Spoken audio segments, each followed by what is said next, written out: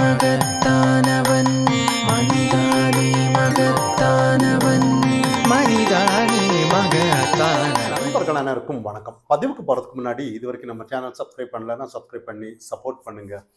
தூத்துக்குடி விளாத்திக்குளம் அந்த பெண் பாலியல் வழக்கில் இன்னைக்கு ஒருத்தரை கைது பண்ணியிருக்காங்க. அதாவது ஒரு சிசிடிவி எல்லாம் ஆராய்ந்து தான் இந்த கைது நடவடிக்கை அப்படின்னு ஒரு விஷயத்த சொல்லியிருக்காங்க. அதுக்கு அண்ணாமலை அவர்கள் ஒரு விஷயத்த சொல்லியிருக்கிறாரு. இந்த மாதிரி சிசிடிவி கேமரா ஆராய்ச்சி பண்ணுறதுக்கு 10 நாள் ஆயிருக்கு அப்படிங்கிற ஒரு கேள்வி கேட்டிருக்கிறாரு. இன்னொரு விஷயம், சரித்திர பதிவேடு குற்றவாளி அப்படிங்கிற ஒரு தகவலையும் அவர் வெளியிட்டிருக்கிறாரு. அதாவது 2020 ஒரு மூதாட்டிய வன்புணர்வு செஞ்சு வழக்கில் அதில் ஆயுள் தண்டனை கைதி அப்படின்ற ஒரு செய்தியும் சொல்லியிருக்கிறாரு. ஜாமீனில் வெளியே வந்திருக்கிறாரு. ஆனால் இங்கே நிறைய ஒரு கேள்விக்குறி பாருங்க. நம்ம உளவுத்துறை ஒருத்தர் ஜாமீனில் வந்தானா அவரை கண்காணிக்காம என்ன பண்ணுறாங்கங்கிற ஒரு கேள்வி அவர் கேட்டிருக்கிறாரு. இதை தாண்டி இன்னைக்கு முதலமைச்சர் அவர்கள் கட்டாயமாக இதுக்கு பதிலளிக்க வேண்டும் அப்படிங்கிற ஒரு விஷயத்தையும் அண்ணாமலை அவர்கள் கேட்டிருக்கிறாரு. ஆனால் இங்கே நிறைய கேள்விகள் இங்கே வருது. இந்த மாதிரி சம்பவத்துக்கு அண்ணாமலை அவர்கள் ஒரு கேள்வி கேட்டிருந்தார். அதாவது இன்னும் 3 நாள் ஆகி கூட போஸ்ட்மார்ட்டம் ரிப்போர்ட் வரல அப்படின்னு ஒரு விஷயத்த சொல்லிட்டு இருந்தாரு இந்த பெண் பாடிக்கு. ஆனால் இதுக்கு முன்னாடி கரூர்ல எல்லாம் எப்படி நீங்கள் செஞ்சீங்க, ஒரே நைட்டில் 41 பாடிக்கு எப்படி நீங்கள் அப்படின்னு நிறைய கேள்வி, போஸ்ட்மார்ட்டம் எல்லாம் பண்ணீங்க அப்படிங்கிற ஒரு கேள்வி கேட்டுட்டு இருந்தாரு. ஆனால் இதெல்லாம் பார்க்கும்போது மக்கள் இதெல்லாம் மக்கள் மத்தியில் யாரும் பார்க்கக்கூடாதுங்கிறதுக்காக தான் நிறைய இன்னைக்கு திமுக ஊடகத்தை வச்சு ஏதோ ஒரு திசை திருப்பிட்டு இருப்பாங்க. ரஜினி அப்படி சொன்னார், இப்படி சொன்னார், ஆதவன் அர்ஜுன் அவர்கள் அப்படி பேசிட்டாரு ரஜினிக்கு எதிராக, அது இதுன்னு நிறைய கருத்துக்கள் இன்னைக்கு ஏதோ ஒரு விமர்சனம். ஏதாவது ஒரு வாய் தவறி சிவி சண்முகம் அவர்கள் நேற்று ஒரு போராட்டத்தில் சொன்ன விஷயம், உங்களின் கனவு என்ன சொல்லும் போது இந்த மாதிரி நயன்தாராங்கிற ஒரு பேர் யூஸ் பண்ணதுக்கு அவரை அதை ஒரு கண்டனம், அதுவும் நான் ஒரு கண்டனத்தை தெரிவிச்சிருக்காங்க திமுகவில். நாங்கள்லாம் ஆபாச பேச்சாளர்கள் கிடையாது அது இதுன்னு சொல்லி இது பார்க்கவே சிரிப்பு தான் வருதுன்ற மாதிரி. ஏன்னா திமுகவில் அன்னியிலிருந்து இன்னைக்கு வரைக்கும் இந்திரா காந்தி உட்பட, ஜெயலலிதா உட்பட எல்லாருமே, சிவாஜி கிருஷ்ணமூர்த்தி, அத்தனை பேரும் இங்கே திமுக பேசுறதே ஒரு ஆபாச பேச்சு தான். ஆனால் இவங்கெல்லாம் அப்படியெல்லாம் இல்லைன்னு சொல்லும்போது இது உண்மையிலேயே வேடிக்கையாக தான் நம்ம கவனிக்கணும். இதெல்லாம் தாண்டி திசை திருப்புறதுல திமுக கெட்டிக்காரங்கன்னு தான் நம்ம கவனிக்கணும். ஆனால் இந்த மாதிரி ஒரு விஷயம் யாருக்கும் மக்கள் மத்தியில் செய்யக்கூடாது, அதாவது போயிடக்கூடாது அப்படிங்கிற கண்ணும் கருத்துமா இருந்துட்டு இருக்காங்க. ஆனால் இதெல்லாம் பார்க்கும்போது, அதாவது மக்களுக்கு ஒரு சின்ன ஒரு இந்த மாதிரியெல்லாம் நடக்குது, 2026 தேர்தலுக்கு யாரை தேர்ந்தெடுக்கலாங்கிற ஒரு நினைப்பு வருமா வராதாங்கிறது தான் நம்மளோட பார்வை. ஏன்னா இதெல்லாம் தாண்டி ஏதோ அதை தர்றாங்க, இதை தர்றாங்க, அண்டா தர்றாங்க, குண்டா தர்றாங்க, இல்லை காசு தருவாங்க, இதெல்லாம் தாண்டி ஒரு தடவை மட்டும் மக்கள் கண்டிப்பாக இந்த 2026 தேர்தல் யாரா இருக்கட்டும், எந்த கட்சியாக வேணும்னாலும் இருக்கட்டும், ஆனால் கொஞ்சம் ஒரு யோசனை பண்ணணும். எதுக்காக நம்ம ஓட்டு போடுறோம், ஏன் ஓட்டு போடுறோம், இந்த மாதிரி ஒரு சிந்திச்சு ஓட்டு பண்ணணுங்கிறத நம்மளோட பார்வை. இதெல்லாம் தாண்டி விஜய் அவர்கள் நிறைய விஷயங்கள் ஏதோ மாற்றத்தை கொடுக்குற அப்படின்னு சொல்லிட்டு பத்திரிகையாளர் கூட ஒழுங்காக சந்திக்காத ஒரு விஜய் அவர்கள் நேற்று நோன்பு கொண்டாடி இருக்கிறாரு. அந்த இடத்துல மதச்சார்பற்ற அந்த விஷயத்துக்கு நான் என்றைக்குமே ஸ்டாண்டாக இருப்பேன் அப்படின்னு ஒரு விஷயத்த சொல்லியிருக்கிறாரு. ஆனால் இங்கே அவர் சொன்ன இடத்துல மற்றவங்கெல்லாம் எல்லா மதத்தையும் ஏற்றுக்கொள்வார்களா அப்படிங்கிற ஒரு கேள்வி வருது இன்னைக்கு. ஏன்னா இன்னைக்கு விஜய் அவர்கள் ஓட்டுக்காக திமுக செஞ்ச வேலையை தான் இவங்களும் பண்ணிட்டு இருக்காங்க. ஆனால் இன்னைக்கு இதே விஜய் பார்த்து நிறைய பேர் கேள்வி கேட்டுட்டு இருக்காங்க. திருப்பரங்குன்ற விஷயத்துக்காக இந்துக்கள் அந்த அளவுக்கு கதறி கதறி போராட்டம் நடத்தினாங்க. ஆனால் அதுக்கு எந்த ஒரு குரலும் கொடுக்கலையே. இவர் மதச்சார்பற்ற அரசியல் அப்படின்னு சொல்லிட்டு அப்போ அதுக்கும் குரல் கொடுத்துருக்க வேண்டியது என்ன? ஆனால் இங்கே அதெல்லாம் இல்லை. இங்கே திமுக என்ன ஸ்டாண்ட் எடுத்திருக்கோ அதே மாதிரி தான் நம்ம கவனிக்கணும்.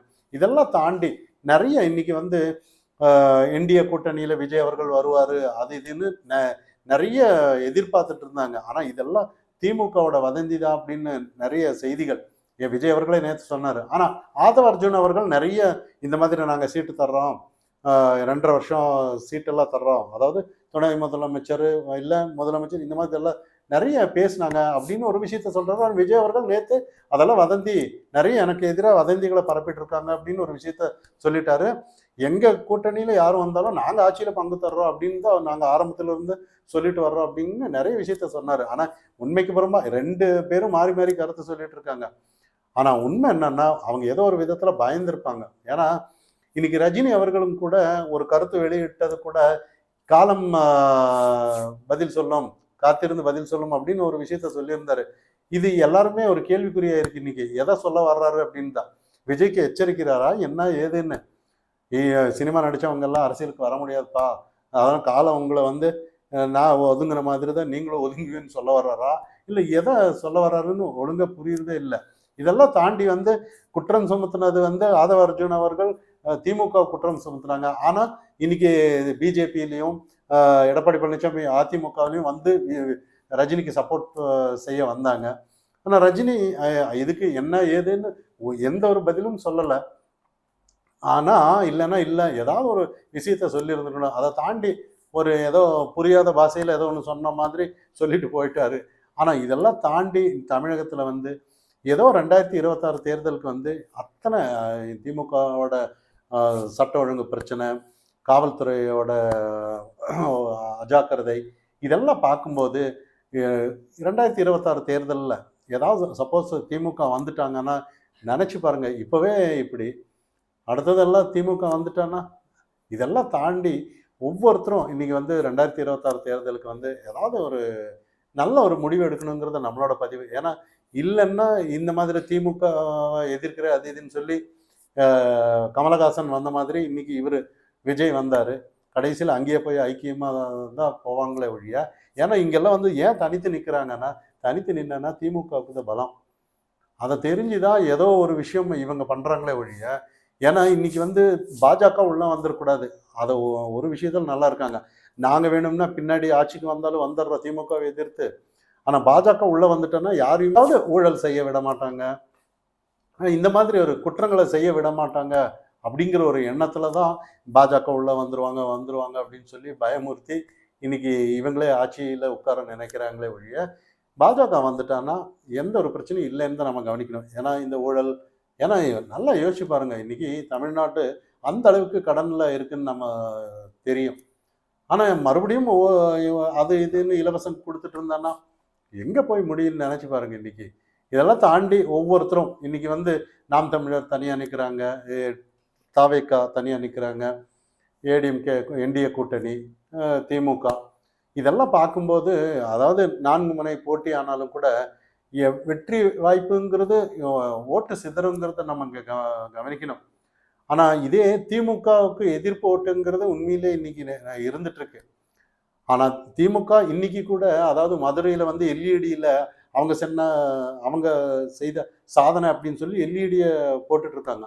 ஆனால் தேர்தல் குழு வந்ததுக்கு அப்புறம் இங்கே வந்து எதுவுமே போஸ்டர் கூட இருக்கக்கூடாது அது இதுன்னு சொல்லி எல்லாத்தையும் அகட்டிட்டாங்க. ஆனால் அந்த எல்இடி மட்டும் எப்படி இருக்குன்னு இங்கே நியூஸ் வந்துட்டு இருக்கு. இன்னும் புரியல, எல்லாம் ஷூட்டிங் மாதிரி மேடையில் தான் சாதனை பண்ணியிருக்காங்களே ஒழிய. எல்லாம் நல்லா நினச்சி பாருங்க, இன்னைக்கு வந்து பள்ளிக்கூடங்கள் எல்லாம் ஒழுங்காக இல்லை, சுகாதாரத்துறையிலையும் ஹாஸ்பிட்டல்லையும் ஒழுங்காக இல்லை. எல்லாம் நம்ம இதுக்கு முன்னாடி 1008 விஷயத்த பேசியிருக்கோம். அதாவது மக்களிடையே போய் சேர விடாமல் ஏதோ ஒவ்வொரு நாளும் ஒவ்வொரு கண்டென்ட் கிடைச்சிருது. திரிஷா ஒரு நாள், நயன்தாரா ஒரு நாள், ரஜினி ஒரு நாள், இந்த மாதிரி. எனக்கு ஒரு ஆச்சரியமான ஒரு விஷயம் என்னன்னா, திரைத்துறையில் இருக்கிறவங்களுக்கு வந்து அந்த அளவுக்கு தமிழகத்தில் முக்கியத்துவம் கொடுக்குறாங்கங்கிற ஒரு கேள்விதான். ஏன்னா நயன்தாராவை பற்றி பேசினான்னா திமுக கோவப்படுறாங்க, திரிஷா பற்றி பேசினா டிவிக்கு கோவப்படுறாங்க, ரஜினி பற்றி பேசினா பாஜக கோவப்படுறாங்க, அதிமுக கோவப்படுறாங்க. இதெல்லாம் பார்க்கும்போது அதாவது நல்லா யோசிச்சு பாருங்க, இவங்கெல்லாம் நாளைய ஏதாவது எதிர்காலத்தில் ஏதாவது ஒரு கட்சிக்கு வருவாங்களாங்கிற ஒரு கேள்விதான் எல்லாருக்குமே. மனிதானி மகத்தானவன், மனிதானி மகத்தானவன், மனிதானி மகத்தானவன்.